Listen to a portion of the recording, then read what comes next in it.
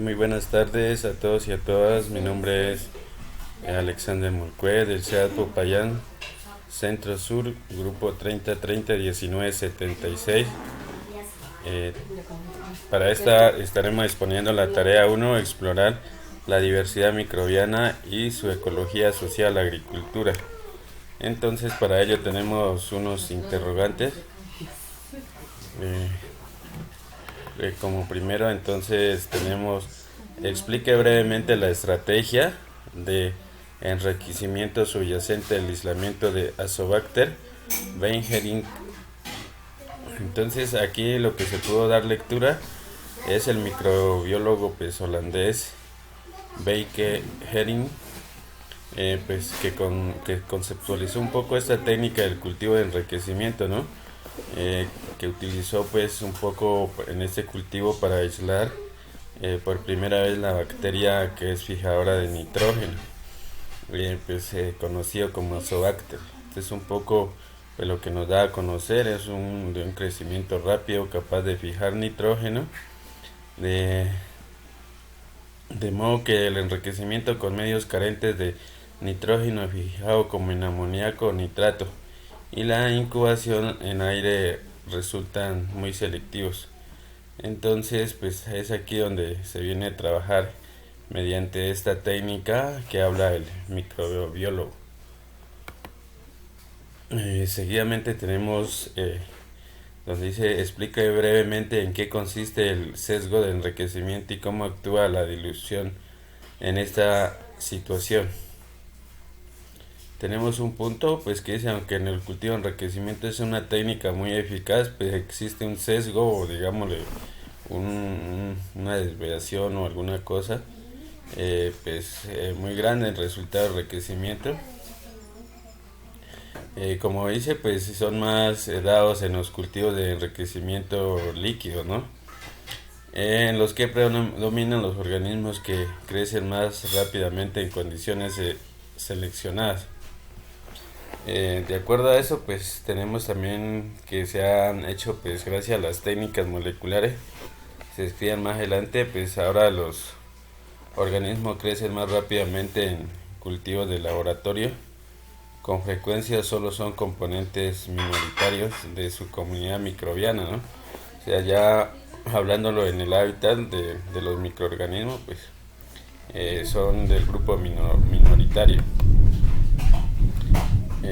Seguidamente pues tenemos cuál es la diferencia del método de dilución con agar frente a la siembra por estrías para obtener colonias aisladas. Entonces ahí tenemos por lo menos un cultivo axénico, pues como lo dice, pues que es puro, que contiene una sola clase de microorganismos, se puede aislar de muchas maneras. A partir pues de un cultivo de enriquecimiento, entre las técnicas habituales del aislamiento están la siembra en placa por estrías, la dilución y en agar y la dilución en líquido para los organismos. Y en el método de tubo de dilución en agar pues se diluye un cultivo mixto en tubos de agar fundido de manera que se obtengan colonias embebidas en el agar. Este método pues se utiliza para aislar organismos anaeróbicos con bacterias fotótrofas. Bien, eso es un poco, pues tenemos la diferencia para poder dar a conocer en este interrogante. Seguidamente tenemos pues el otro concepto donde se explica brevemente a qué se refiere el alto rendimiento de un cultivo de microorganismos. También se trabaja como un método, un conjunto de métodos pues diferentes, combinaciones de recursos para fomentar mejores cultivos en el laboratorio, específicos para el crecimiento óptimo y rápido. Pues podemos hablar de la importancia para cada tipo de microorganismo, necesita unas condiciones específicas y como tal la temática pues aislar los microorganismos, incluso pues que haya microorganismos que necesitan condiciones tan específicas que necesitan metabolitos.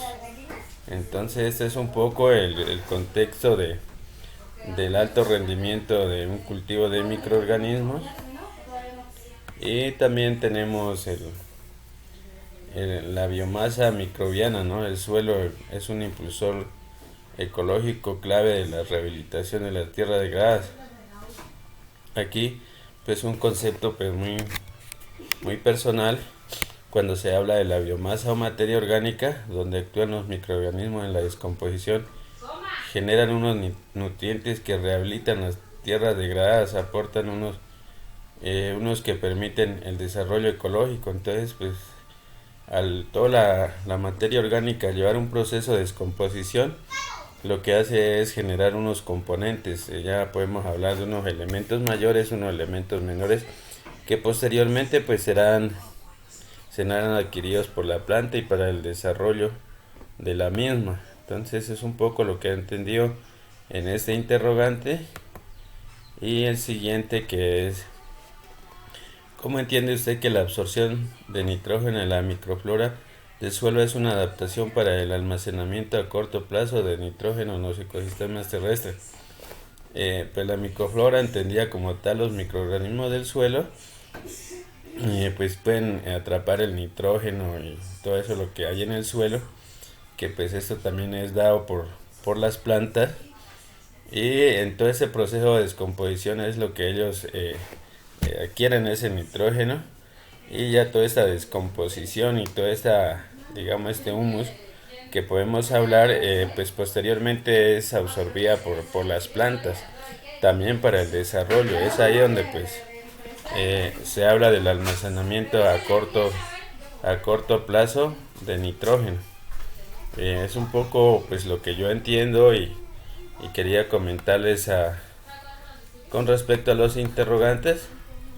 Y como el último punto pues tenemos el pantallazo del software de Turnitin, donde se cargó esta presentación y nos arroja un porcentaje del 3%, menor a 14%, pues de acuerdo a las referencias APAS que se ha podido incluir dentro de este trabajo.